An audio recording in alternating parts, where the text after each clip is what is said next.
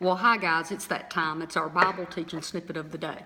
Today I'm not going to do a Bible teaching. I'm going to go ahead and do my miracle story. So we'll just call this Miracle Monday and get that done. And then the rest of the week I want to talk about Easter, which is actually Resurrection Sunday. I want to talk a little about the week before Jesus died and some events and just bring out some really good things out of that and do a teaching on that.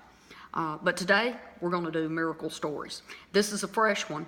You'll notice that I haven't been on Facebook on Saturday because I didn't get home till late. I went out healing on Saturday, was blessed enough I got to go and minister to a family of 5. Now, I carried my sister Becky with me, as well as Heather, who is in our West Tennessee Bible study group at Panera in Jackson, Tennessee. So the 3 of us go out together.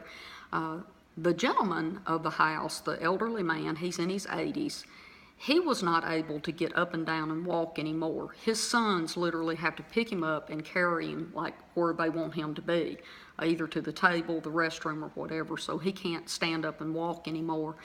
And the last fall that he had, he hit his head, and he has not been able to speak words intelligibly.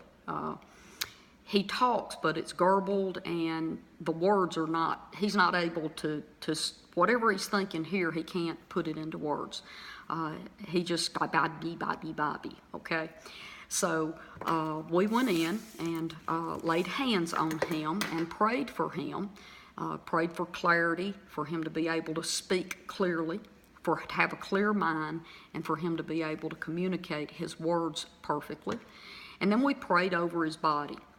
Immediately, this gentleman was able to speak words that everybody understood. We stood him up and helped him get up out of the chair because he's in one of the recliner type chairs. So we just helped him get up. And this man started walking all on his own.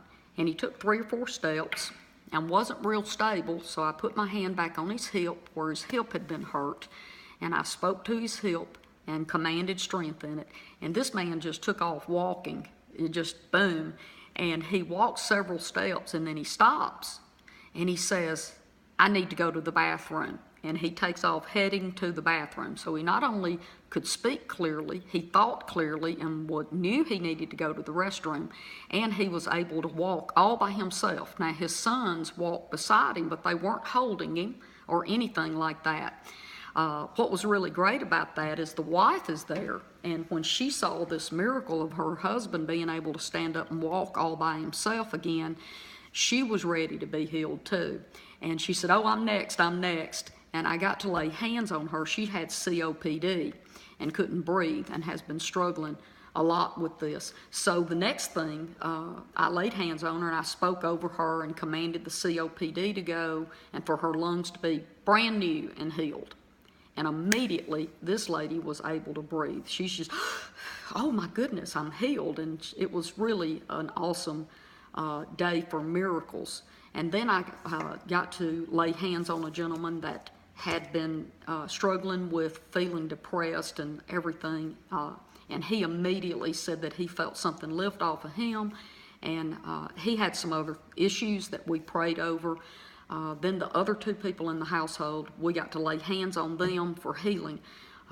So total that day in one household, all 5 people there were ministered to, and we saw great miracles. And guys, this is what I want you to know. This is not something special other than that every single believer is special. Every single believer has the right and the privilege to lay hands on the sick and see the sick recover. Jesus said that in Mark chapter 16, verse 17 and 18. He said believers, not special people, not select people, not just full-time ministry people. No, he said believers. If you are a Christian and you are a believer and you've been born again, you can lay hands on the sick, and Jesus made a promise. They shall recover. And you know, I choose to believe what Jesus said. Jesus said it, I believe it, so now I just go out and do it. And I want to encourage you today, for you to go out and do it. If you are a believer, just go lay hands on the sick and trust that Jesus was telling you the truth. That's all he's asking you to do, is to believe him and do what he asked you to do, and you will start living a supernatural life of seeing people healed right before your eyes. But here's the key. You have to do it for it to happen. If you don't lay hands on the sick, they're definitely not going to get healed. And when you start laying hands on the sick, the more you do it, the better you'll get and the more confidence you will have. And remember, your opinion of God determines what you receive from God. Watch this. When your opinion of God becomes that Jesus was telling the truth about healing, then your opinion is going to change and your expectation level will go up, and you will start seeing these wonderful miracles that I get to see every day. So God bless you, and I'll see you tomorrow right here on Facebook. Bye-bye.